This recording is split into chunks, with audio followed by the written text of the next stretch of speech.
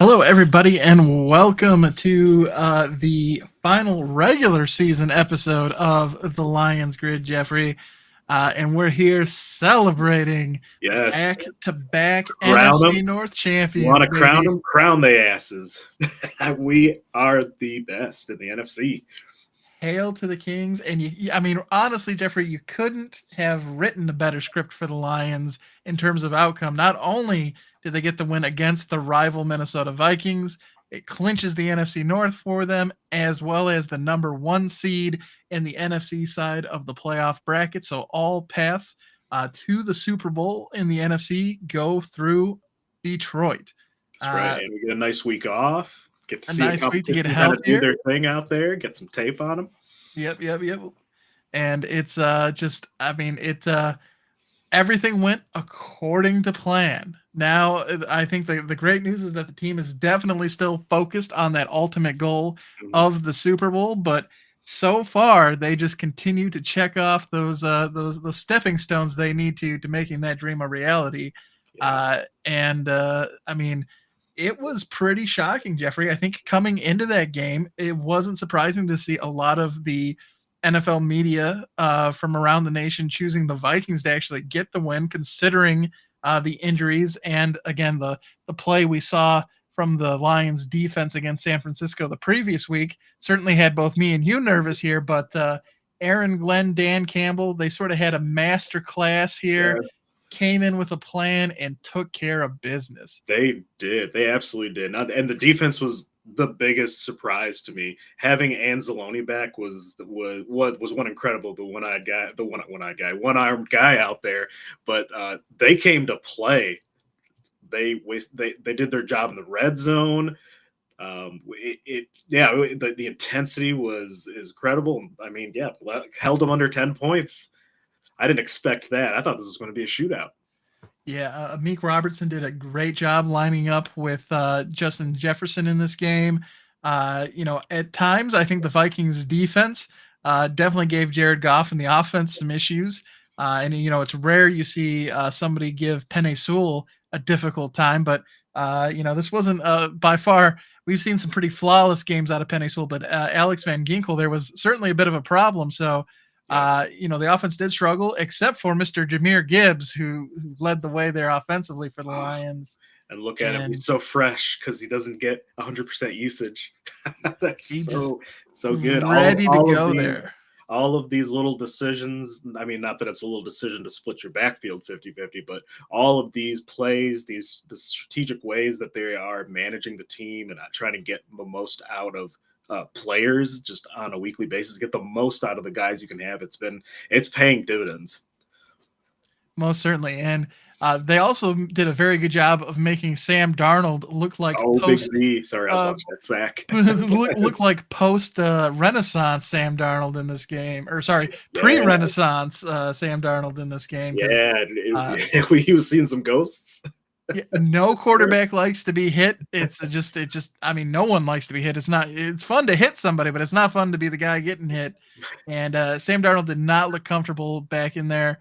I know a lot of people said that this was obviously one of the biggest moments he's had all season long, and he just wasn't ready to step in there. Whereas the Lions, again, there were some struggles in this game. Jared Goff did have the 2 interceptions, but overall, this team really did step up into the moment. And it really looked like they were the number 1 seed compared to the number 5 seed in this game, Jeffrey. Yeah, absolutely. And, I think we have owned the Flores kind of offense, the Flores defense, just being that super aggressive.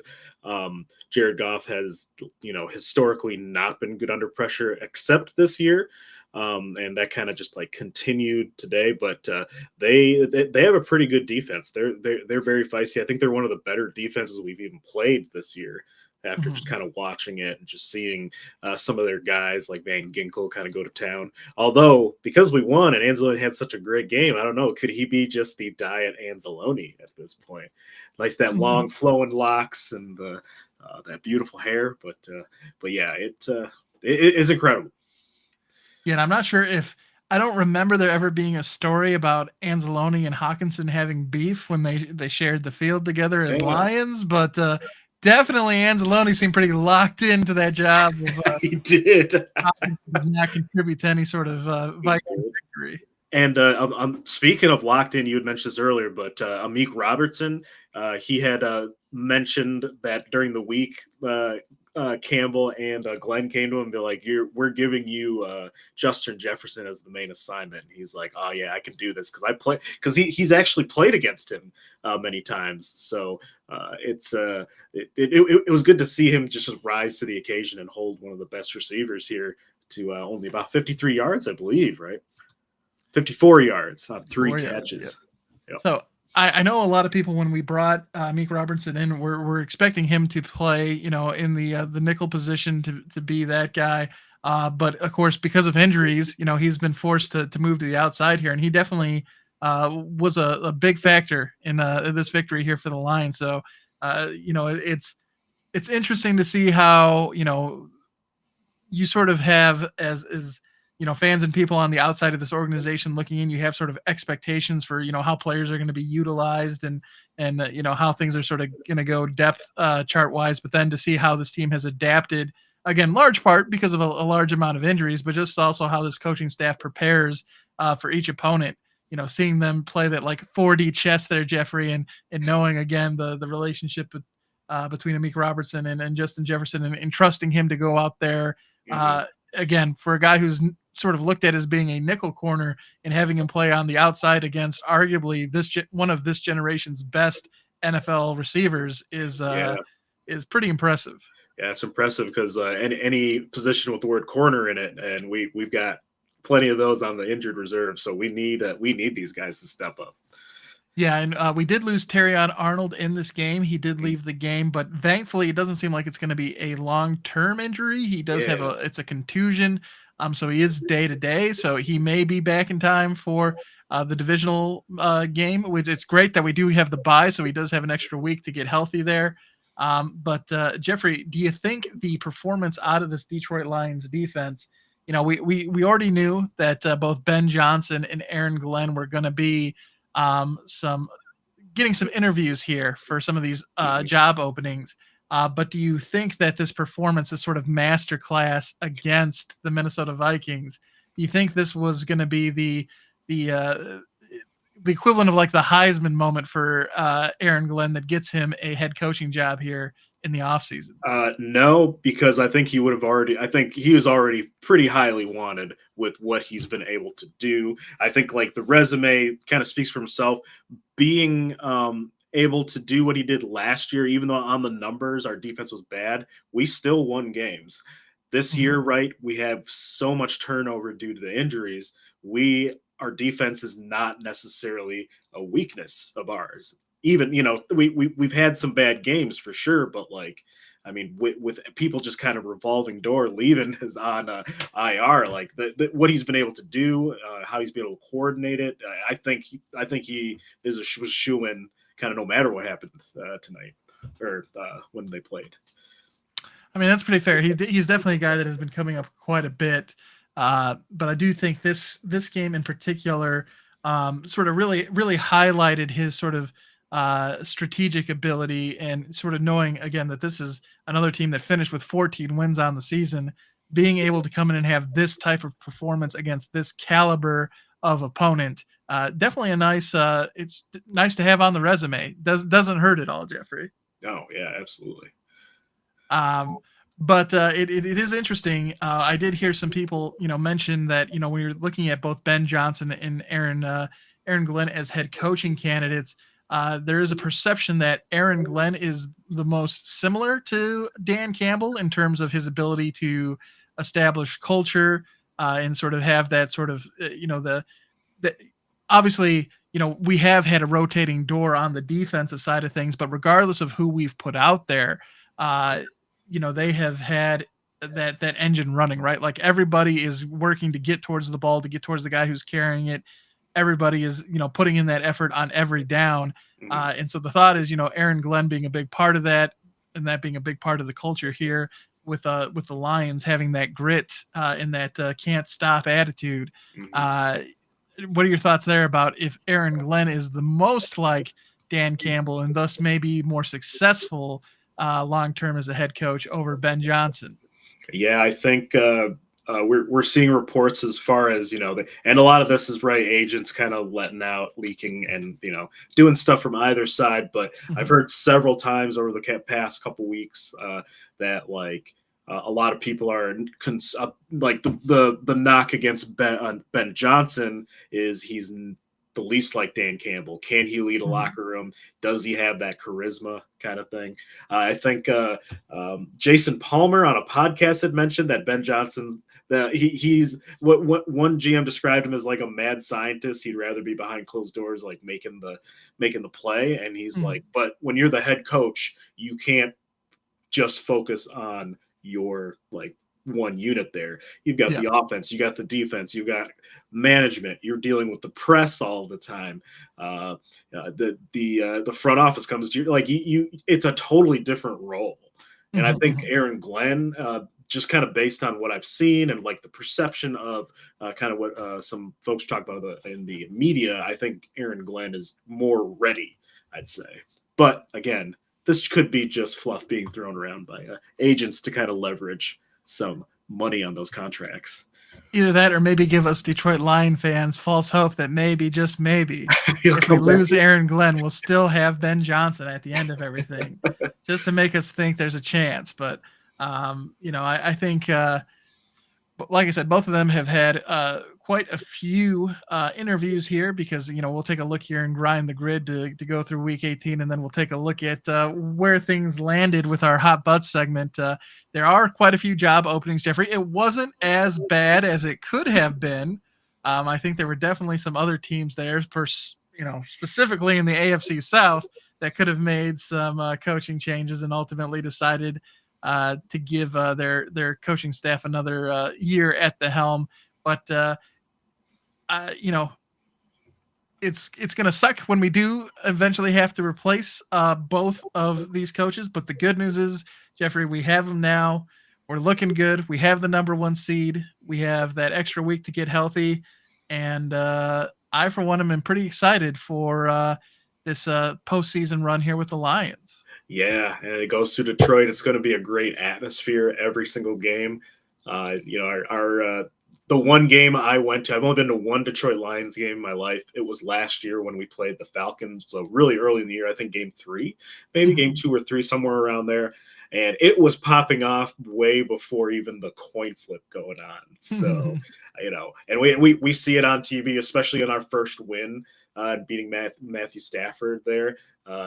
Just the energy, the rowdiness. I know we're undefeated on the road, but we've got a pretty energetic home field. Yeah, and I think the great thing is it's sort of it is representative of this team because it's every game too. Like the game I went to earlier this year against the Tennessee Titans. Obviously, the Tennessee Titans did not have a tremendous season by any sort of stretch of the imagination, Jeffrey.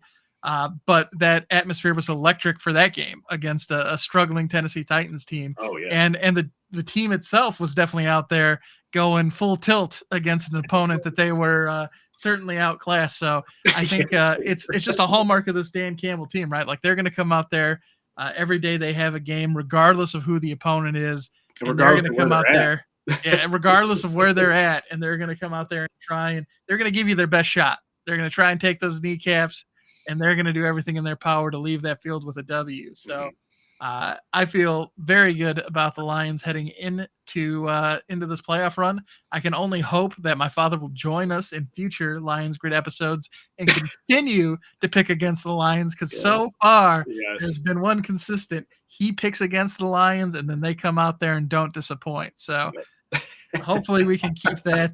It's awfully quiet. I don't know. Is he here? Is he hiding? He might be hiding. I mean, pride gets hurt. You don't want to show your face out here. I get it. It's understandable. I do. This does take me back to kind of the last kind of Detroit excitement for championship kind of season was, for me at least, I was way more of a basketball fan than a hockey fan. But like when the Pistons won in 2004, that's about when I was getting into sports. It was we were a good team, a grind out team, right? Like a tough, gritty team, kind of like what we're seeing here. And it really just kind of harkens back to like them coming out taking care of business. Reminds me of, remember when they had, on the sidelines right in front of the announcer table. They had the number of wins to get to the championship, and after every win, they'd go and like spray paint one of the numbers Yep. off. I don't know, something about that, just something about this season really reminds me that like we are just like we are going through it because it's our time now. Yeah, we have a destination in mind, and we're not like, yes, we're going to celebrate the victory. Like the victory over the Vikings was a tremendous deal, but like the mission doesn't end there. We're not going to just be like celebrate and then be like, all right, what comes next? We know where we're going to next. We're heading towards that Super Bowl. Everything we're doing is with the desire and the expectation that their play is going to carry them there. So it is. I mean, it is crazy, Jeffrey, to think about, some of the Lions teams we've seen in the past who would have been happy just making it to the postseason compared to this team that does seem very laser focused and has the belief and the ability to get to the Super Bowl is pretty crazy. Yeah, it's crazy. And I feel like a very like powerful moment was kind of at the end of last season where we lost the NFC Championship game, and Dan Campbell is like, some of us will not get to this point because of how difficult it is to one, get these wins, two, do it consistently, and three, make it to that like you're like the championship game away kind of thing. And it's so hard to do it, and it was super motivating for folks, kind of thing. And he's like, I think people really locked in. I think he's a great motivator. Yeah, I think the message was well received, and certainly they still have a ways to go before they actually replicate the success they had last season. But they have set themselves up, in all things considered, with how the football gods unfolded over the course of this season. They are in the best possible spot given the circumstances they found themselves in throughout the season. So they got to step into our dojo. I am excited. Tired, battered, and beaten from the week before. And just get ready for just a complete and utter brawl out there on the field. So from whistle to whistle. So it's exciting stuff, Jeffrey. Yeah. Very exciting. Yeah. Plus now all bets are off as far as the playbook. I feel like once teams really get in here, we're going to see, obviously teams are way different than when they started in the year, but like, the team's identity are more solidified, and they're going to, now's the time kind of thing. So, I expect to see a lot of very competitive football going on. Yeah, me too. Although at the same time, I did expect that the game against the Vikings to be pretty competitive. And that's true. They came out there and they booed on them. And based on my locks of the week, kind of, just don't take betting advice from me. Let's just say that. Well, Jeffrey, let's go ahead and we'll grind the grid here, and we'll take a look at some of those locks of the week. Of course, week 18 started on Saturday, and they featured the NFC North on that Saturday matchup. They started off with the Cleveland Browns heading to Baltimore to finish out their season against the Ravens. And before we jump in, I guess, to the grind the grid, Jeffrey, what were your thoughts there about the decision for week 18 to make every game a divisional matchup? Did you like the fact that every game on the last game of the week of the season was a divisional matchup? I guess I like it in theory, because divisional matchups, obviously for playoff seeding at this point in the year, supremely important, right? And we saw a lot of scenarios for, teams that were waiting and scoreboard watching even during their own games, that kind of thing. But I think what I guess the biggest downside to it is that some of the teams who are at the very top, they are resting starters, so some of it is not as juicy. But then again, I'm all for player safety. But if you're going to have this game now, I guess I would lean to yes, because on a year-to-year basis, you're likely to have drama for seeding, at least within your conference, very much, but then much less your divisional matchups. So I'd say keep it. Yeah, it was crazy that there was only one division that had. Well, I guess it was two divisions technically. No, because the Falcons got eliminated last week, so I think it was only the NFC North that was coming down to the winner of the Week 18 matchup between the Lions and the Vikings. It's kind of surprising that all the rest of them were sort of figured out by that point. But Jeffrey, we'll come back to your thought there about resting starters and what some mind games that might have been played. But Yeah. turning back here to the Baltimore victory over Cleveland, Baltimore got the win 35-10. Nothing really surprising about that, Jeffrey. Baltimore is going to be heading to the playoffs. Lamar Jackson is going to be doing his best to convince himself that it's the regular season and not to get those postseason yips going on. Did he address that? I haven't seen him actually Okay. address that, but I have seen some spoofs Yeah. from some of the channels I watch. Have Because it is a thing. I mean, it is a thing. He has not played well in the playoffs, and despite him being just an all universe kind of player, right? You expect him to go the distance. So I'm sure it's on his mind. Someone who's super competitive. Yeah. But they get to see a familiar foe, even though they beat the Browns here, and they won the AFC North. They get to play the Pittsburgh Steelers this upcoming weekend, Jeffrey. So little AFC back to, well, I think that's 3 of the last 4 weeks they will have been playing an AFC North opponent. So yeah, definitely familiar foes the Baltimore Ravens find themselves lining up with. Yeah, well, the Steelers kind of limping into the playoffs, kind of backing in there. So it's going to be hard, especially because it's at Baltimore, and they can't quite figure out their offense yet. And we're here. The game is here. The dance is here now. So can they put up? And we did see a Khalil Herbert stat book citing in this game, Jeffrey. He had 20 carries for 69 yards. Oh, sorry, I'm jumping the gun here. I'm talking about the Bengals already. Lock of the week. Oh, sorry. Yeah, I got too confused because I started going on about the Steelers. We started talking about the Steelers, yep. Of course, this was my lock of the week. I did go with the Bengals to get the win here, and then it did ultimately come true. I did say I picked the Bengals to win, and then, of course, with the Chiefs resting their starters in large part for Denver to get the wins, so that the victory by the Bengals ultimately did not extend their playoff dreams. Yep. But they did get the win here. Joe Burrow led the way for them. It was a very cold game there in Pittsburgh. You saw a lot of the players. They had, I know at one point in time, they were showing a shot of them standing in front of the heating unit that said, caution, stand back like 50 feet, extremely hot.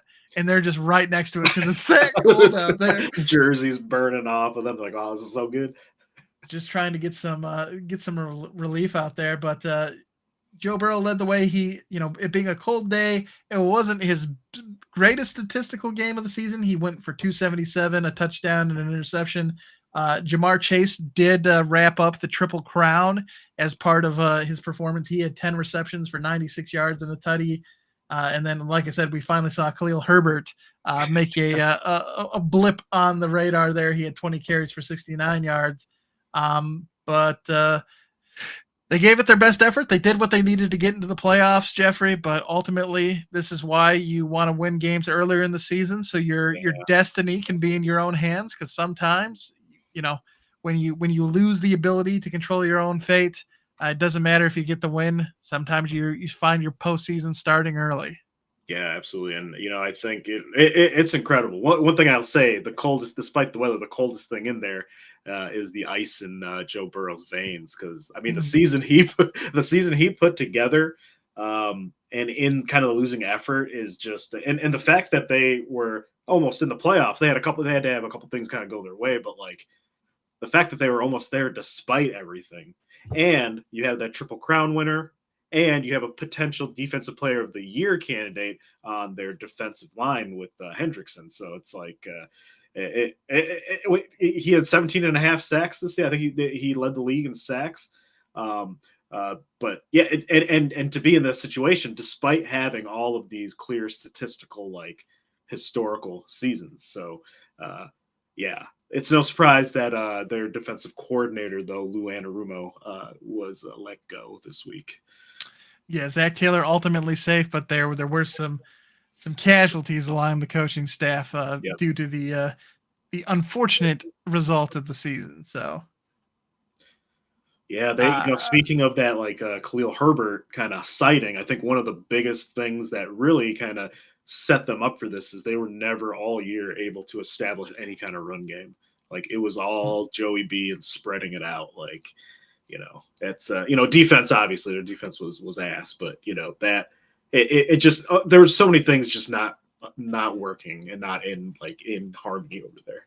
Absolutely. It certainly hurts defense when I mean, they were scoring very quickly through the air and they had one of the best passing offenses. But then the flip side of that is that it forced their defense to be out there for more snaps Mhm. or on quicker turnaround. So, one of the best ways to hide, a bad defense is to keep your offense on the field and the opponent's offense off the field.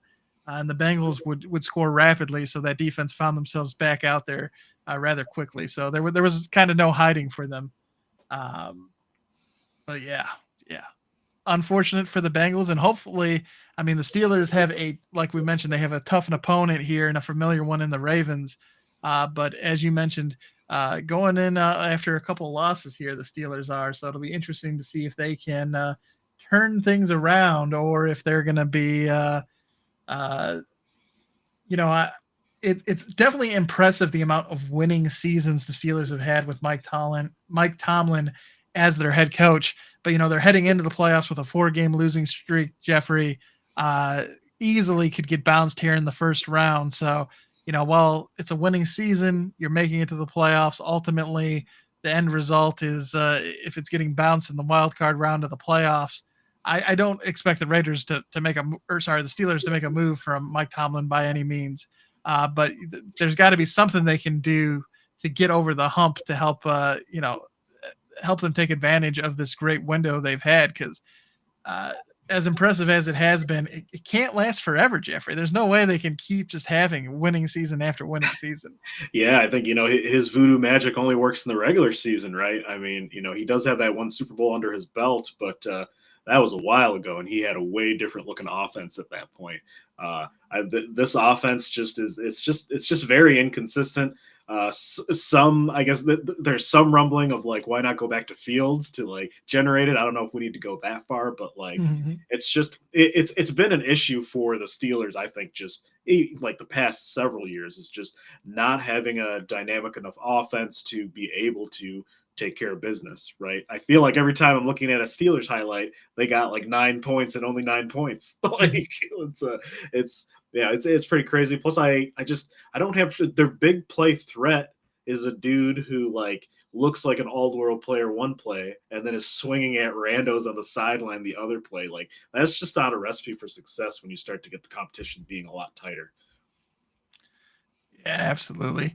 And speaking of not a recipe for success, Jeffrey, the Falcons, fresh off a disappointing end to their playoff hopes, get spanked here by the Bryce Young-led Panthers. Final score of this one was 44-38 in overtime. Jeffrey, I think Bryce Young has definitely turned it on here Yeah. throughout the course of the season. Finished 251 with 3 touchdowns. And I know his coach, He ran Brad. in too. Also, I think didn't he have 5 total touchdowns? I I think believe he so. ran a couple in. But 3, regardless, yep, he's playing out of his mind. 2 This is rushing, the 3 throwing. Yep. this is the guy who was literally about to burst into tears in week 1 after throwing a pick, right? Like Mm-hmm. Mike McDonald has some juice there, right? He benched him. He's like, he's still our guy. Everyone's making fun of him, right? At the beginning of the year, he's like, the coach is like, he's our guy still. And he just, we need to get him right. And they're like, nah, he's cooked, he's toast. But like, he came back out with a vengeance. And I really think that it's their lack of talent around them. Otherwise, they might have been way better. And even in this putrid, division, they might have been able to maybe like steal one. Yeah, there are definitely a few QB whispers that seem to exist in the NFL. You mentioned Kevin McConnell, who's with the Vikings, and then Dave Canales there did a great job of Canales. Mike McDonald's yep. the Seahawks head coach. Yep, Yep. So Dave Canales doing a great job there with Bryce Young, again, taking a guy who was benched for Andy Dalton earlier in the season and helping him sort of get on the right page here. And so it's going to be interesting to see because if they can get some weapons around him, that offensive line was looked to be really, really good for the Panthers. Their running game, uh, at some point, I believe, the Lions are no strangers to injuries, but while we had it sort of across the defense in multiple positions, the Panthers definitely had an epidemic at the running back position.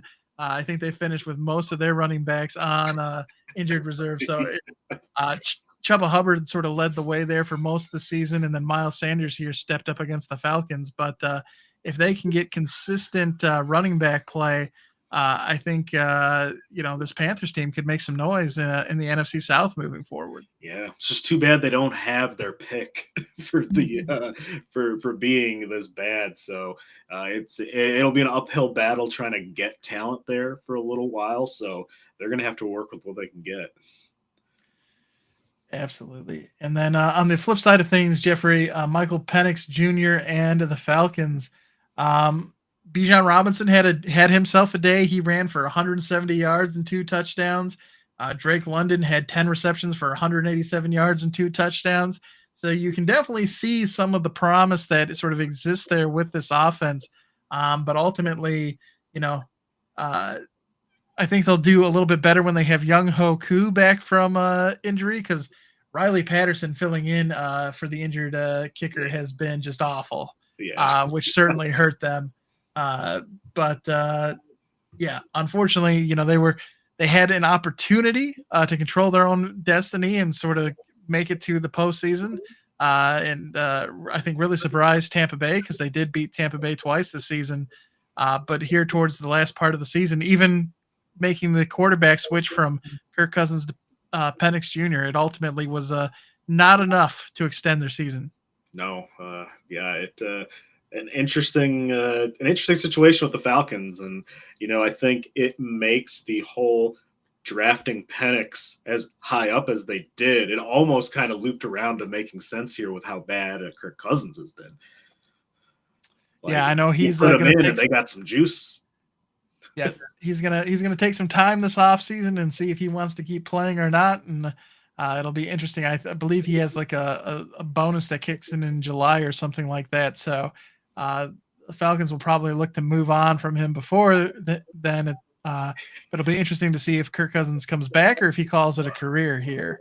Yeah, it's because the mobility is kind of not there. I mean, he reminds me a lot of Aaron Rodgers actually, with kind of like just he still can throw the ball, right? And he's still got, the mind, right? But I don't know if the body's going to be able to keep up, especially the lower half. Because when you get old, you can't be doing what Lamar Jackson does out there. Absolutely.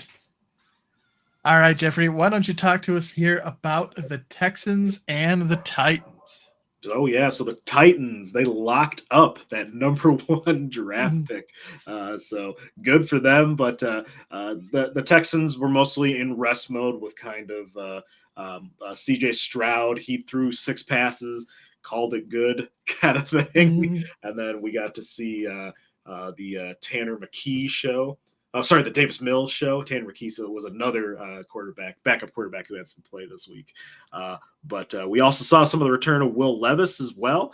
9 for 17, 175 yards and a touchdown. We leave kind of wondering what the future might be like for him, at least, right? Because he was drafted as very much a project player.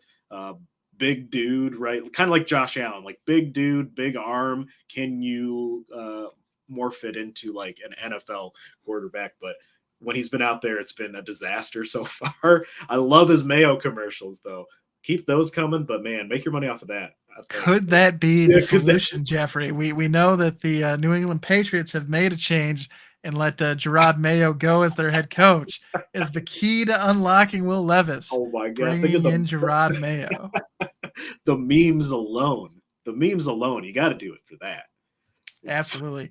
And Jeffrey, the Texans heading into the playoffs, they almost seem like, we talked about how the Steelers are kind of backing their way into the playoffs, but the Texans also feel like another one of the AFC playoff teams kind of on life support, waiting for someone just to put them out of their misery. Yeah, I think Uh, you think if the that you think Steelers backed into the playoffs, these guys have been shambling all year Mhm. towards it because they've really not, like, for a 10-17, they have looked very shaky several points in the season. Absolutely. It's been interesting. That offensive line has not been good, and it has certainly made CJ Stroud, who in his rookie year definitely looked like a certified franchise QB. It's definitely made him look a little bit more human here in his sophomore effort. So we'll have to see how things go in the offseason. But if they can get some offensive line help there, I think that'll go a long way to helping get him back to that form we saw in his rookie campaign. Yeah, is this the true sophomore slump, or have we just got ourselves one hit wonder here? Be interesting to see. And then Jeffrey, your lock of the week here. You thought there would be a little bit of you thought there were some mind games being played, and that Barkley would go out there and get that single season rushing record, but it didn't happen. But why don't you talk to us about what did happen? No, Barkley, he was just trading shirts for his 2000. They didn't go for it. I totally would have. I mean, you're that close. How often are you going to get there? Just go for it. But that's just me. I totally get it. Some of these guys are, they're humble, and it's his season and his thing on the line. So, but if it was me, definitely would have tried to run it up their throats. But I could be a little petty, I guess. But I mean, I'm in that same boat. Especially, I mean, it's a great individual achievement that also does reflect, your offensive line and the rest of the team that helped make it happen. But also, it's against the team that wronged you. Yeah, You that's the wanted to be extra part thing. of this franchise. They didn't want to give you the contract to keep you around. They chose to give Danny Dimes the contract. I mean, the disrespect, Jeffrey. I mean, how you can pass up the opportunity here to etch that into NFL history, I don't know. And it was with the Philadelphia faithful too, so at home. So I don't know, man. See, he seems like a pretty humble guy, and I know I get it, but man, not. Speaking of someone who shouldn't be humble, Tanner McKee throwing 269 yards and 2 touchdowns in this game. Lots of backups, though. I mean, basically with the Giants, you are playing third stringers anyway, so not much can be taken out of that, I guess. But yeah, I think the Eagles will be an interesting case going into the playoffs, because remember last year they were just absolutely collapsed at that point, and they just didn't even come to play their one playoff game they were in. Vibes are different. Big Dom is back on the field for them. So we'll see if that changes things, but they definitely look a little bit more motivated than they were last year. They do seem to have a better vibe at the moment, but they are welcoming the Pack into Philadelphia. So Yeah. well, we'll have to see how that goes. Definitely a step up of competition as compared to the Giants there. Yeah. But Malik Neighbors also continues to impress there for the Giants. They seem like they got themselves, they struck gold there in the first round and have a pretty solid wide receiver one moving forward. Yeah, absolutely. He broke their franchise record for receptions, and he, despite the ass play at quarterback, just all throughout the season, he was out there at least making some splash. So, good for Danny him. Dimes, Tommy Cutlets are out there throwing him the ball, and he's just out there breaking records. Jeff. Yeah, it's not a good from what I see. It's not a good QB draft class though. So what do you do? Because the Giants clearly need a quarterback. Well, they need a lot of things, but they need a quarterback, because I think their running back that they ended up getting, their rookie ended up playing pretty well, Tyrone. But yeah, who's going to want to come play, right? And they've made the interesting decision to bring back both Brian Dable and their general managers. So yeah, they believe in him. I will say though, with Dable, he's never actually had hit, quote unquote, his quarterback as a out there playing for him. He inherited kind of the situation with Jones and the kind of the roster makeup, and as far as like handing the contract, I'm not sure if he wanted quite that either. But maybe he's getting the benefit of the doubt from ownership here, just being like, let's see what you do, kind of thing. But yeah, I know lots of Giants fans were not happy with the decision. Yeah, if we have a pre-ass rankings on who's he's going to be high on that list. Yeah, he's going to be high on that. Do you think he is potentially the highest likelihood to be fired during the season, at least heading into next season? Yes, I would put him on a possible during season. I don't think they typically do that. Did they fire McAdoo during the season after that whole Eli thing, or did they do it in season? I don't even remember anymore. I think they might have. I think they might have done it after like the Thanksgiving. Oh, like turkey drop McAdoo? Oh man, I think so. Yeah, definitely. Yes, he would be on the list of possible in season. In season, if Antonio Pierce had stuck around, I would put him on that list too. But that's. And then Jeffrey, another game that went to overtime with two teams that are heading into starting their preseason activities early. Why don't you talk to us about this Jacksonville Colts game? Yeah, Jonathan Taylor and Joe Flacco there doing work and getting that 26-23 win. Joe Flacco, that might be his last game. Not sure. He had kind of indicated that he's thinking about whether he's actually going to play or not anymore. But like, good for him for coming back and having a couple of Renaissance seasons. Like, man, that's it's not common for some guy to just come back like that and be like, yeah, I'll do it. And then he got such a good run while he was doing it. But yeah, both of these teams disappointing just overall. Doug Peterson getting the axe as well. So it's rebuild, retool now. They decided to keep Trent Baalke, the Jaguars did. And a lot of people don't want that. And they had a Shad Khan and and Trent Baalke were on a video call doing some kind of press thing. And this journalist asked, like, what if a head coach wants to come in and says, we need to change things. Like, we need a new like GM. Like, what are we willing to do that? And he's like, if he says something like that, then I might, I might have taken his word for it. And Trent Baalke's just sitting there, just like stone faced. So a lot of just turmoil and not sure what's going on with kind of what's going on there at the top.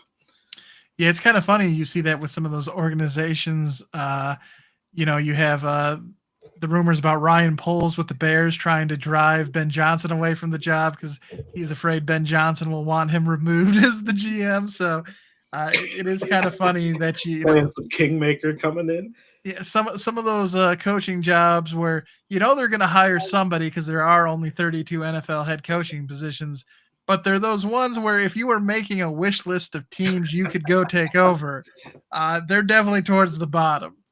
Yeah, if you got a job offer for the Jets or the Steelers, I feel like there's an obvious option of which contract you would take. Absolutely. And then, Jeffrey, in the NFC East, we had the Commanders solidifying their position as the number 6 seed in the NFC playoffs with a victory over the Cowboys. Cowboys decided to bench Cooper Rush so Jerry Jones wouldn't have to pay him the bonus for having played over 50% of the snaps in the season. That's not the official reason. Of course, they wanted to see what I can't even remember. Trey Lance had up his sleeves, but I definitely think he didn't want to pay Cooper Rush the money. That's exactly what I think. That dude is lying through his teeth. And I'm glad we're not affiliated with the NFL. I feel like NFL media does not shitting on Jerry enough. Let's just say. Yeah, he's one of the more vocal owners, and he deserves to be called out on his shit because Cooper Rush has definitely been a Cowboys cowboy, and he just fucked him there. Anytime, right? He's a backup quarterback, yeah, but like, man, how many injuries and he had to step in 1 game, 2 games, 3 games this season. Like, you got to do him dirty like that for what you probably wipe your ass with money. Yeah, I think it was like $500,000. Yeah, like, really? That's what you're a billionaire, man. Come on. Yeah, just So happy to see the Commanders get the win there. For a hot second, it did look like they potentially could lose that game to the Cowboys. Which, if we take a look at our next game, Jeffrey, between the Bears and the Packers, it did have Jordan Love warming up on the sidelines there with a hey, we could come out here and get this win and maybe move up to the number 6 seed. But surprisingly here, Jeffrey, the Bears and the Packers finishing with the same record against NFC North opponents. Now both 1-5 at the end of the season. 1-5. The And Bears not going into the darkness, going 0-6. They're taking the Packers with them to 1-5. One of these teams is not like the other, though. Very, very true. Very, very true. The Bears did pull one on them, but I think they're going to be, unless it's just kind of if the seeding didn't matter, obviously we'd be making a more bigger deal about this. But yeah, take them into the darkness with them. That 1-5 record is awful. And here we are. We got one of the better teams in the NFL. Can't win their division, but they can win. Yep, they can beat up on other teams outside of the NFC North, but when you put them against one of their division rivals, they have a bad time. I can't believe the Bears went into Lambeau and got the win. I mean, I know it was going up against the backups, but still, man, the Bears against the Pack in Lambeau in January. and kind of, I guess, to put a button on with Dallas and the Bears, the Bears requested an interview with Mike McCarthy, and Jerry Jones denied said interview with him. So they don't know. He doesn't know if he's keeping McCarthy, and he's not even letting McCarthy look for a job. And NFL GM contracts typically run till after the draft. Is this guy going to keep him until after the draft and then fire his ass? I could see him do it. I could see him doing it. It wouldn't be the most surprising thing. He thought free agency started, after preseason started. So it's hard to say, man. Hard to say. Jeez. And then we had Tampa Bay taking care of business here at home against the Saints, Jeffrey. They, of course, are the number 3 seed with their victory and the Rams loss. So they will be taking on the Commanders in the wild card round of the playoffs. But not only did they get the victory against the Saints, who did give them a pretty good shot there, Jeffrey, in Week 18. It was a close game, but they also were able to get Mike Evans his 1,000 yards on the season. So now that's 11 straight, tying Mr. Hall of Famer Jerry Rice as the only 2 receivers in NFL history to have 11 consecutive seasons with 1,000 yards receiving. It's nuts. And Jerry Rice is 14, I believe, right? Is that where his number goes up to? I think so, which, I mean, I could see Mike Evans playing a couple more years. He might, he might be able to kind of get close to that. But just incredible production despite the quarterback play he's had his entire career, pretty much. But I will say, having Jameis throw at you, and if you're the best receiver on the team, I mean, he feeds you. So Jerry Jeudy was feasting. So I mean, yeah. Right. And we all know about his Madden rankings. Hey man, those Madden rankings are very, very sacred. They those players' awareness values. It really will set us apart. Yeah, I mean, it's tremendous advice. Not only is it Madden rankings, but you're going to your teenage sons for advice, but then you're taking their interpretation of the Madden ratings to make a decision. That is just, how Madden now has those like superstar abilities you can like activate, or if they're in the zone, they like get extra stuff. They're probably like telling him all this, that Woody Johnson, all this stuff, and he's like, "Oh, that's really good. Those are great insights. And then, Jeffrey, we had a matchup here between the Bills and the Patriots. Why don't you talk to us about the fallout from this game? It was pretty extensive. Yeah, so Patriots getting the win. Buffalo resting in rest mode. Josh Allen came out there, handed the ball off a couple times, and then sat on the bench. So we got some of the Mitch Trubisky show out there. But the Patriots going away from Gerard Mayo instantly after this game. It's kind of wild because they basically had a succession plan to make sure that Gerard Mayo was the guy right after Belichick left, whenever he left. And to go away from him after just the 1 year, although, obviously rough year. He's had some locker room player contention. They called him soft, and people really don't like it when you call them soft and you're an NFL coach, whether that's reasonable or not, right? It's still irked people. His kind of talk with the media, some of the gameplay decisions. Despite all that, though, man, after 1 year, right? And you looks like you got yourself a quarterback there too. So not quite sure. Not quite sure to make about that. Yeah. I mean, it was funny. They had pretty much the first pick in the draft locked up. They get the victory here, which ultimately gives it to Tennessee. So I'm not sure if that helped play into that decision to ultimately move on to him. But, as you pointed out, there were parts of the season early on where there were some rumblings about things not being great in paradise. Wasn't there randomly, right in the first quarter of the season, there was a couple reports being Gerard Mayo is pissed off people, and we would be surprised if he gets fired in the middle of the year. What? That's crazy. And then we didn't hear anything. And then now this. So maybe this was bubbling. Maybe this was bubbling up from the beginning. And not only does it look like they have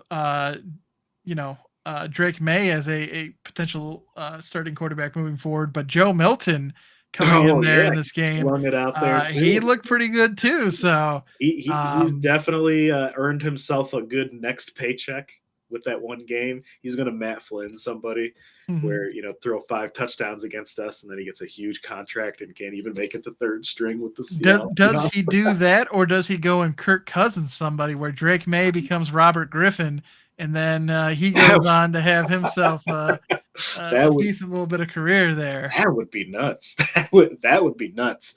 I will say, I think this could be a interesting and potential target for Ben Johnson. I mean, you've got yourself a quarterback there. People are really hot on, right? Obviously, Ben Johnson.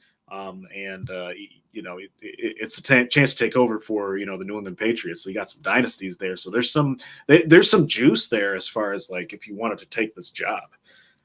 There certainly is, but I think the big hurdle there, who I would be very surprised if he doesn't. He's definitely who my odds leader would be Mike Vrabel, of course, the former Patriot himself. I noticed that he or they had pointed out on ESPN that he changed his Twitter profile picture to him and Teddy Bruschi back in the day celebrating after the news broke that Gerard Mayo was being let go. So, I mean, say what you will, but maybe Robert Kraft has a plan in mind there. I think it's just to me, it's funny when people do stuff on social media, a player will scrub the entire team off his profile, and it's it turns into this gigantic will he won't he in the media. I just think it's just a weird phenomenon, and it's just funny to me. Absolutely. And then Jeffrey, another game that resulted ultimately in a coach being let go with another team heading to the playoffs. Why don't you talk to us a little bit about the Chargers and the Raiders? Yeah, so the Chargers getting the number 5 seed in the AFC with a 34-20 victory. They needed Cincinnati to beat Pittsburgh, and that happened. So, kudos for them for making it through in the luck kind of department for trying to get there. But yeah, they get there, a team that we didn't think would be as good as they are, much less a playoff team. But Jim Harbaugh can coach himself a football as much as I dislike him. And Lad McConkey is out there just lighting things up, man. Yeah. But yeah, Justin Herbert, a solid day, 346 yards and 2 tutties. With the Raiders, for a while there, it looked like they might keep Antonio Pierce, but he finally got the axe. So another opening opens up here. They're 4-13. So looking at their division, though, it's a difficult road to get some wins in your division. I mean, you got KC, you got to play them twice. Mm-hmm. LA Chargers are surging. The Denver Broncos look like they found their franchise quarterback. And then you've got the Raiders there who've just been kind of floating off into the abyss for the past several seasons. Just disaster after disaster for them. Yeah, and of course they decided not only to get rid of Antonio Pierce, but also their GM, as well. So Oh, yeah. it's interesting times there. They make a lot of regime changes and a lot of personnel changes. The one consistent for the Raiders' struggles seems to be ownership. Yeah, yeah. Mark Davis and Al Davis are not the same people. He's an interesting dude, but yeah, I think keeping Telesco for that long may have been an issue, right? Like, you had him bring in with Antonio Pierce, but I mean, I guess at the end of the day, with this season, you put somebody out there as a tank commander, got yourself a higher up pick, and maybe you strike big with one of these high profile head coaches. Maybe we can start to get something going out there in the desert.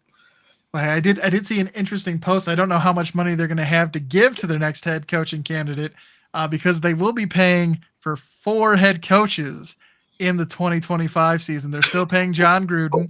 They're Oh still my paying God. Josh McDaniels, and they'll still be paying Antonio Pierce. So they, whoever they do bring on, it will be The the fifth fourth head coach head coach, the fourth on their the fourth payroll. head coach on the payroll. Oh my God.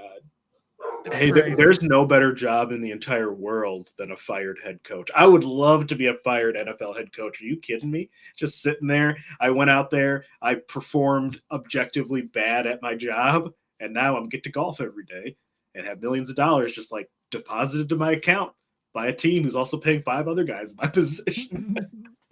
Not a bad life. And I Yeah. have noticed that the NFL has they don't say that people were fired anymore when they posted on their thing. They say they parted ways for everybody. Ah, yes. So To they, lighten taking the the very blow. diplomatic Yeah. approach to the firings. Yes, lighten the blow. These people have families, so come Absolutely, absolutely. Have to have a heart. Jeffrey, why don't you talk to us about this San Francisco Cardinals game? on. Uh, Yeah. Cardinals So sending them out with a bang here. yeah, so Arizona, old Yellard this season for the San Francisco 49ers. Them, speaking of shambling, like I mentioned earlier, this team, the 49ers, have been shambling all year, just kind of barely holding on by whatever ligaments they had left. They started to have even I, locker room I drama. like the tie there to Christian McCaffrey. Whatever the ligaments are holding on, You baby. like that? You like that? I'm here all week. But yeah, it was. They lost 7 of their final 8 games. So it's just just the vibes were bad. They started to have locker room issues, obviously, right? The whole team turned against that one guy. I even forgot his name, but they started turning. Devon Campbell. Yeah, and I Yep. think he really took the heat of when Debo Samuel was starting to be a diva over there too. So I think that lightened the blow for them there. But yeah, there's common enemies in the locker room, and it just it's disappointing after getting to the Super Bowl last year. And another kind of just bitter end to another Shanahan almost there. It's just the season was just a big letdown and probably just very deflating for that core, which we could see some blowups happening potentially. Yeah, I also take personal offense to it because I mean I know they had the Pastronaut in there leading the way for them, with Purdy's injury, but the way that they played the Lions compared to how they played the Cardinals in this game, it's like you were just trying to beat us out of spite, you Yeah, bastards. they were. They were. Yeah, they definitely. That was, I think, with the way their season were going, that was their Super Bowl of the year. Mhm. Obviously didn't quite work out for them, but yeah, they got dropped 40 on them by the Cardinals. Who also, there's a lot of shambling teams. This team was shambling all year, just kind of meandering, not being quite what they build up to be. Marvin Harrison Jr. having a pretty quiet season overall after being touted as kind of like a generational talent, and he's no Malik Neighbors after a year. No So Malik Neighbors, no yeah, Brian Thomas yeah. Jr., no Ladd Brock Bowers. McConkey, no Brock Bowers. Yeah, there are Yeah, plenty yeah. of rookies tearing it up, and he was not one of them. Yeah, he was not one of them, and yeah, I did wonder if he's not developed yet, but he seemed like he was, it seemed like he was playing way better even in Ohio State. So maybe it was like a personnel thing. I will admit I've not seen as much Cardinals games and gameplay with him outside of what I catch on highlights and that. So I'm not sure about like their overall game plan. Are they trying to get it to him, kind of thing? But yeah, it just wasn't good, especially because they had a fairly promising year last year. They didn't have Kyler Murray, but they played well. So, um, they I would keep the core together, right? I mean, Kyler Murray, obviously, he'll be now 2 years removed next year from his injury. James Conner can run the ball because they definitely can bruise teams when they get it going. But yeah, I think it'll be interesting to see what we see out of them for kind of what they do in the offseason to kind of tinker with this. Absolutely. And then, Jeffrey, turning our attention to the Broncos and the Chiefs here, I think the only thing to ask about this game, Jeffrey, is do you think the Chiefs purposely came out here and tank commandered it so that the Bengals did not have a chance to come into Burrowhead? I don't think so, because I guess I don't get the vibe that there's bad blood between the Chiefs and the Bengals necessarily, right? I mean, I think the Chiefs have gotten the better of them just overall, right? So I'm not sure if I'm not sure if that's the case, but I think getting Patrick Mahomes healthy, I know the last game he played, he was dealing with a bunch of issues. So, I think it was more of a we're here because they're almost like, they're kind of like us in that, like, they have a common goal. Their thing is championships or bust at this point because that's their window right now, right? So I think they're just hyper focused on the dance, which starts now, kind of thing. But on the other side, Bo Nix can sling himself some ball. So good for the Broncos on finding a quarterback late round or a late round talent, at least, kind of getting him up here. And he seems to fit Sean Payton's style very well, and he's thrown some incredible passes over the past several games. So it's exciting to watch him. Yeah, you also mentioned, looking around the AFC West at the head coaches, you have Andy Reid, of course, with the Chiefs. You have Sean Payton with the Broncos. With the Chargers, you have Jim Harbaugh. So unfortunately, we talked about Antonio Pierce already being let go, but one of those teams was not like the others in terms of the head coaching talent. Yeah, which is why I think the Raiders have such an uphill battle to go, just because now, right, they have to almost be like the Packers this year. They have to go 1-5 in their division, 2-4 in their division, but beat everybody else. Yeah. So it's a tough division to be in. Absolutely. And then, Jeffrey, we had the Seahawks playing slight spoilers for the Rams in this game. The Seahawks, of course, not heading to the playoffs, but by getting the win over the Rams did fall to the 4 seed with Tampa Bay getting the victory. So the Rams will be playing the Vikings, and that's sort of their reward for the loss here to the Seahawks. So, unfortunately for the Seahawks, no playoffs, but they may have put the first nail in the coffin for their division rivals here, the Rams, by making them have to play the Vikings in the wild card round. Yeah, and kind of going back to what we talked about earlier, this is why I do like this. These are one of the moments why I do like the division things at the end of the game, because Seahawks season, obviously, a lot of things had to go right towards the end, but they get that one last chance to go out there and give Matthew Stafford and Sean McVay a little goodbye present on the way out, on their way to Cancun. A goodbye smooch as they go. And then, Jeffrey, we had Miami came into this weekend as one of the teams that still was on the bubble. They had a chance. Of course, they needed the Chiefs to not get stopped by the Broncos as well. And, of course, they were aware of the outcome of that game as they were playing the Jets. And you could kind of feel the energy level get sucked out of them there. Of course, they also didn't have Tua, so they were running Tyler Huntley at QB. It was going to be an uphill battle anyways, but the Jets, another team getting to put that final nail in the coffin of their opponent, getting the 32-20 victory over the Dolphins.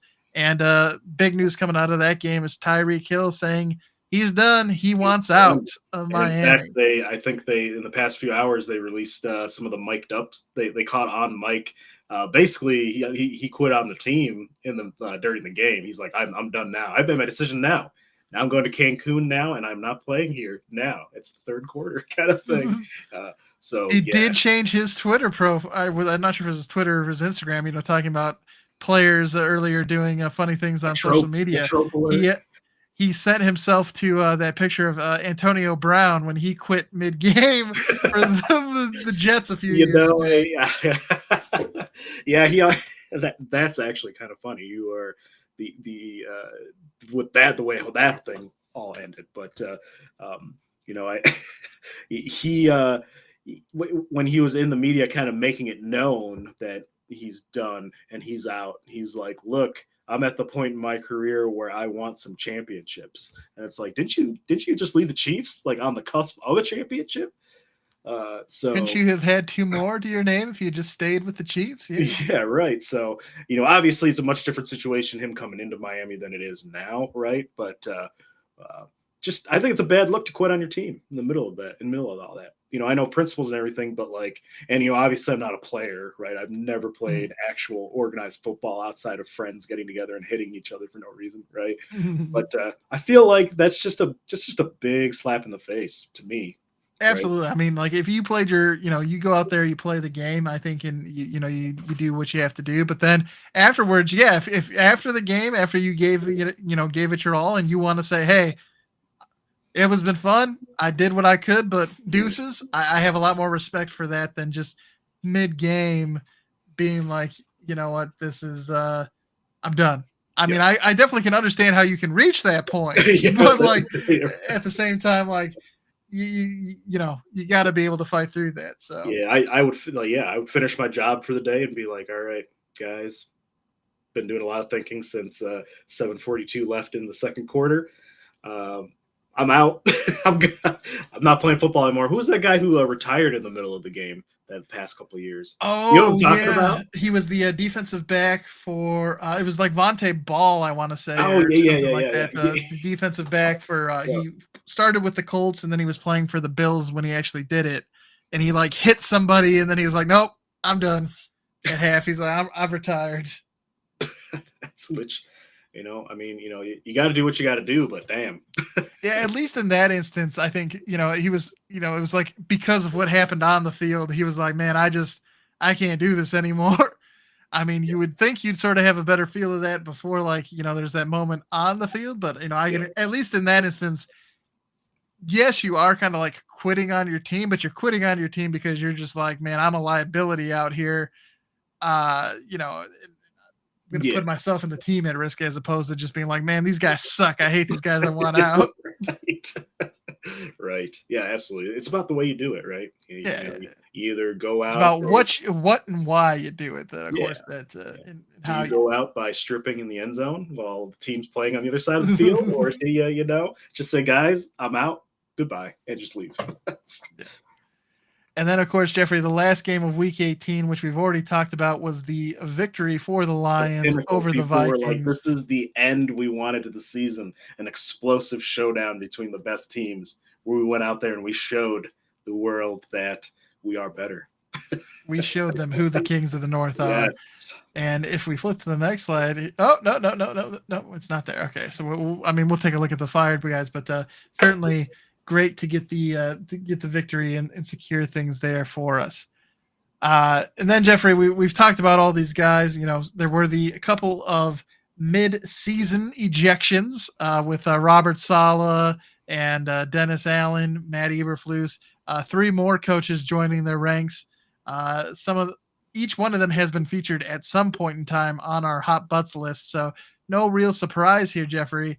Of course, we were originally planning to do this episode on Tuesday. So originally Antonio Pierce was not on this slide. That's He right. was on the next one, but he He was ultimately the last man standing for a while.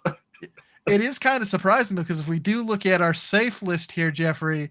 Oh, see, he's still there. I thought I deleted him, but ignore Antonio Pierce. He was moved up there, meant to be deleted. But definitely was surprised that Brian Dable's sticking around, and then the Tennessee Titans head coach too was a little surprised that Brian Callahan was brought back because I mean, they let go of Mike Vrabel, and then they had the season they had.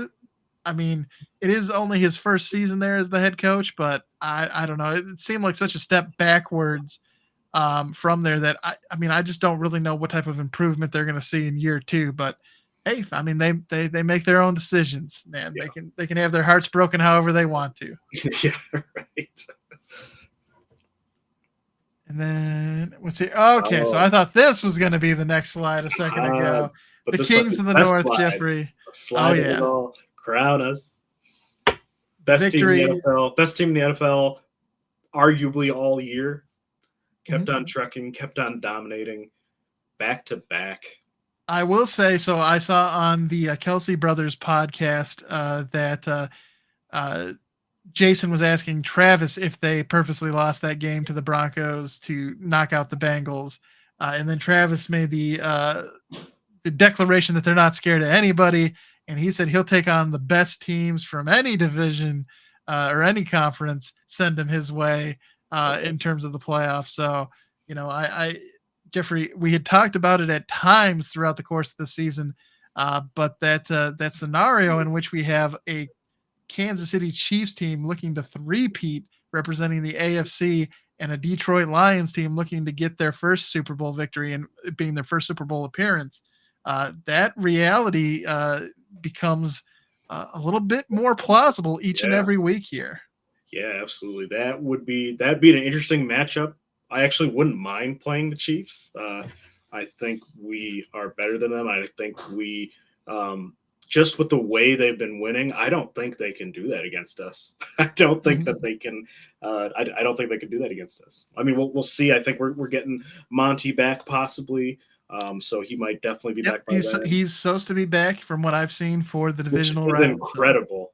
Like I thought he was done, like season ending, boom, we're out kind of thing. But the mhm. fact he's coming back, and the fact that we didn't like when he was gone, didn't matter.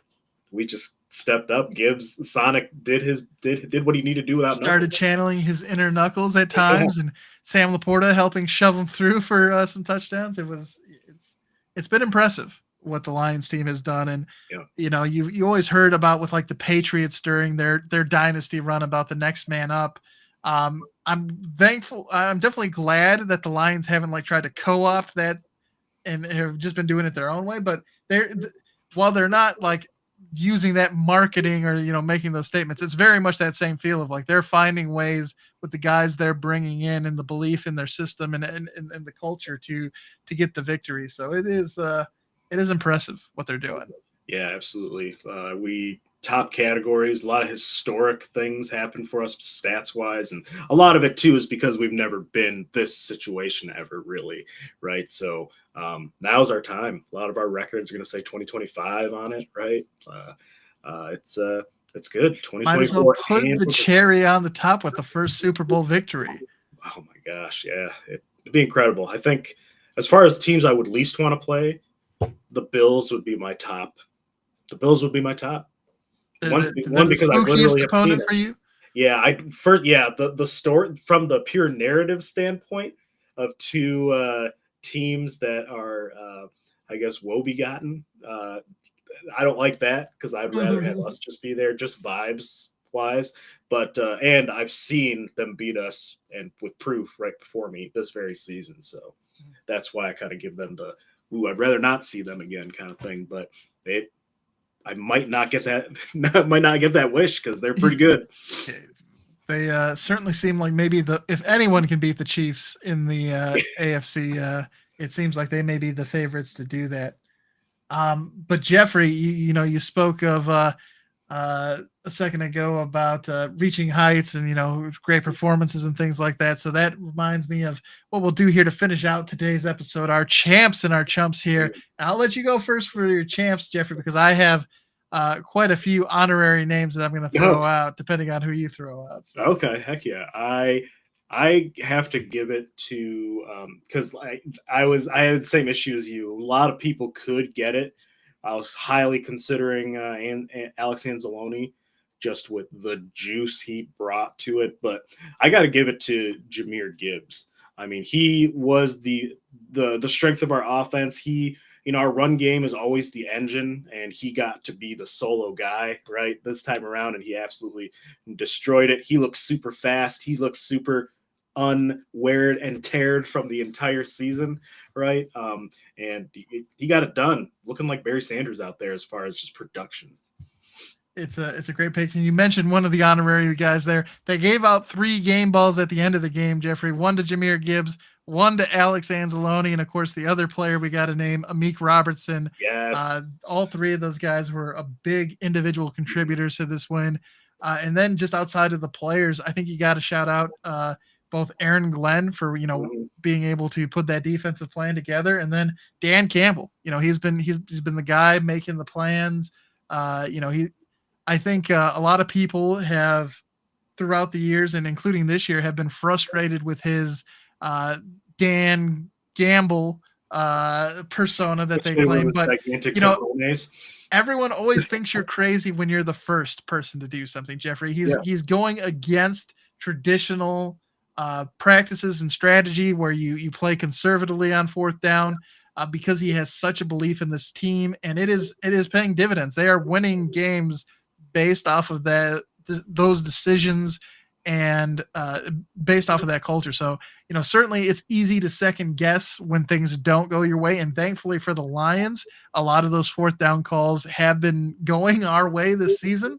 But ultimately, I think, again, it's his belief in looking at 4th down as not to be something to be passive about really wanting to have that be a down where he's going to go out and ultimately win games. And I think that's it's innovative, Jeffrey. It is innovative.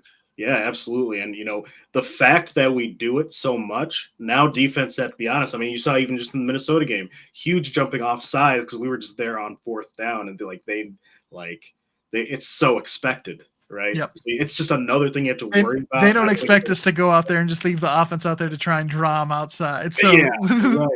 Yeah. So you're right. I think the first person to do something really against the grain, they get called out. Like, this is not the way, right? We've done it this way. Teddy Bruschi gets on TV and says, now they got to start winning the right way, which I thought winning was winning, first of all. So maybe you all shouldn't videotape the Jets practices. Instead of doing that before talking about the Lions going for it on 4th down and deflating some footballs. Something a little different there, but yeah. I agree with your aunt. He believes, and there's a belief there. It's not just all analytics. Absolutely. I know he says he goes down there and he measures, as we would put it, he checks the vibe on the situation, right? He doesn't just blanket go for it. He has to make sure that it is the right moment and the right situation, and then goes with that gut feeling. And it's again, being that innovator, people call him crazy, but for us, man, he's helping get the job done, and has got us that much closer to that first Super Bowl appearance. Yeah, absolutely. All right, Jeffrey, who do you have as your chump this week? My chump of the week, I am going to give it. I may have spoiled it with my with what I said about Tyreek Hill earlier, but Tyreek Hill, right? You're one of the best players in the league. Just quitting on your team like that in the middle of the game, to me, rubs me the wrong way. I feel like that's just not good. It's the last game. Literally, your quarterback who's not playing is literally putting his brain on the chopping block and out in harm's way for the team to do this. And you can't play a half of football just to end the season before you go off to Cancun and drive your Maseratis and shit around. Come on now. He's my chump. I like that pick. I think my chump is going to be just the NFL in general. As we're taking a look, obviously we've had some head coaches let go. New coaches are going to be brought in. And of course, something that ESPN and a lot of the other sports networks always like to point out as they're doing that is the Rooney Rule, which requires them to interview 2 head coaching candidates that are minority candidates. And if you just look at the breakdown, I think it was Emmanuel Acho on Fox Sports. I saw him do it. And of course, he is in the news for other reasons here recently with some of the stuff going on there at Fox Sports. But if you just look at the numbers of how the head coaching positions, the breakdown by sort of race there, it is really slanted heavily, of course, towards white head coaches.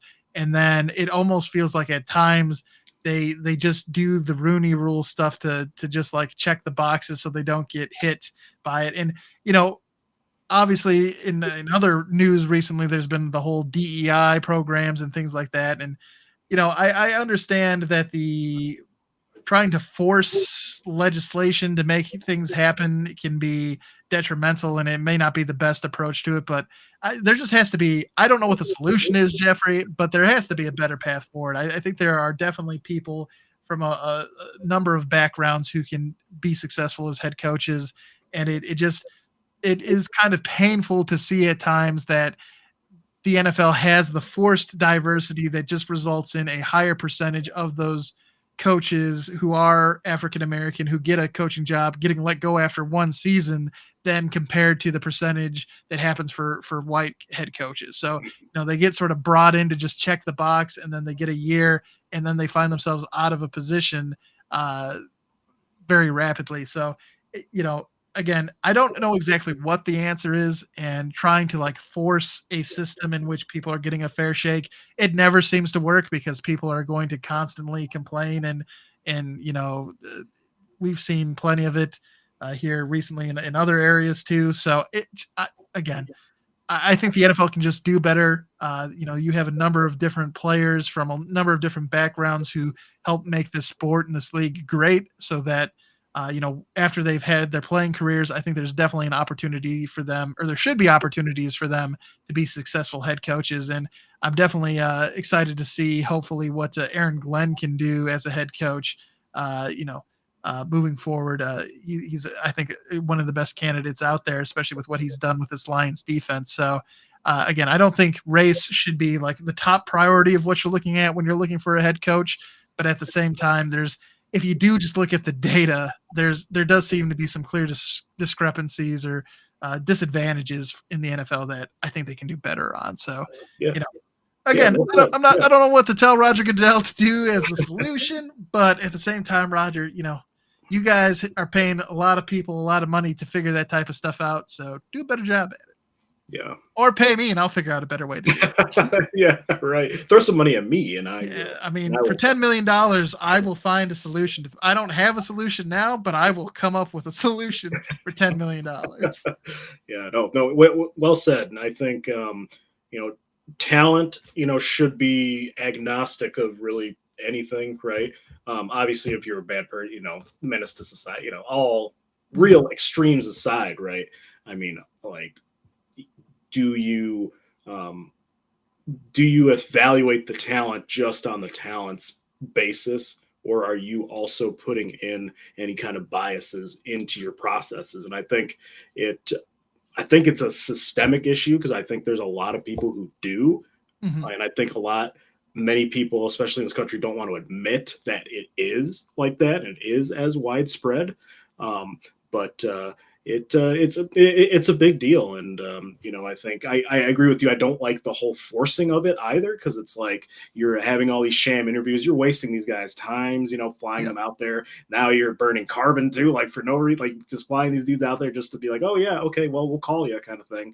Like could have been an email kind of, it's just, it's not a good way to go about it. Yeah, I definitely think there are, I think there's room for improvement, to say the least. So hopefully we'll see the NFL do a better job of that moving forward. And I think as more coaches are successful, Mike Tomlin, what he's been doing with the Steelers, when Aaron Glenn gets a chance, hopefully he can help be another good example there. So DeMeco Ryans in his first 2 seasons as a head coach down there with the Texans, although we mentioned they are kind of shambling towards the playoffs this year, he has made the playoffs his first 2 seasons as a head coach. So, I think there's plenty of reason to, again, to your point, just really focus on evaluating the head coaching talent based off of the individual, their talent, their character, things like that, and not necessarily limit yourself based off of other attributes that individual can't control. So right, I mean, look at Matt Eberflus. He sucked ass. It didn't matter with what race he was. We could see how bad that was. So and you can also see clearly how good it is. You just very much so. Very much so. All right, everybody.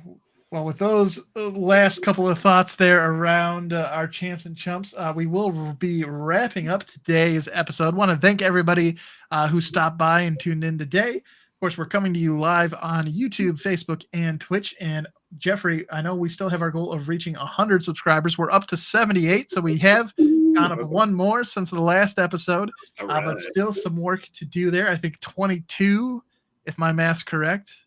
22. Is this on YouTube? 22.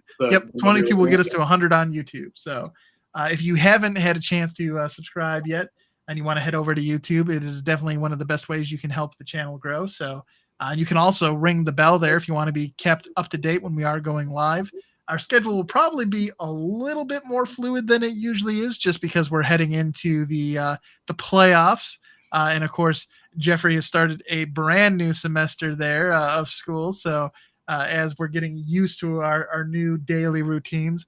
We thank everybody for the flexibility while we, maybe move some episodes around just to make sure we're keeping ourselves sane as we're making it through our regular 9 to 5s. Yeah, it was the first semester back, right? A lot of stuff going on. It was a whirlwind of a week. I'm glad tomorrow is Friday, and I'm also a little bummed that I know I'm excited for the playoffs, but football is starting to come to an end. I'm like, oh, what's the game on tonight? There's none. What do I do? I think it was 150 some odd days in a row that we had at least college football or an NFL game on. And we have definitely reached the point where we're no longer in that window. So It's always great while it lasts, but certainly going to miss it when it's gone. Yeah, and something I like to do just in general is play Madden. I have not played Madden this entire year out of a superstitious kind of feeling. Because usually what I do is take the Lions to the Super Bowl. But we've been vibing, and I've not played Madden, and I will not until this season's over. If we win the Super Bowl, maybe I'll just never play Madden again. Yeah, maybe you can't ever play. Maybe that was the problem all these years. Just gonna have to say no. And hi there, Riley. We will like the shout out there. Little one, how you doing? And maybe in future versions of the Lions Grid, Jeffrey, we can have some children doing some picks. Oh, that'd be awesome. Let's see if their little baby force can figure out who's gonna be the victors of some games. We can do hosts versus babies and dominate the children. I like it. I like it. You never miss the opportunity to dunk on somebody, even if it's a child. Absolutely. Gotta take those opportunities when you get them. All right, everyone. Well, thanks again for tuning in. We will probably be back for an episode just to talk about the wild card round before it happens. Of course, the Lions themselves are on a bye until the divisional round, but whether we're talking to you before the games or we're talking to you after the round, we'll definitely be more Lions Grid this season, and we look forward to catching you during the next episode. Have a great night, everyone, and we'll see you later. Bye-bye. Bye-bye. Bye-bye.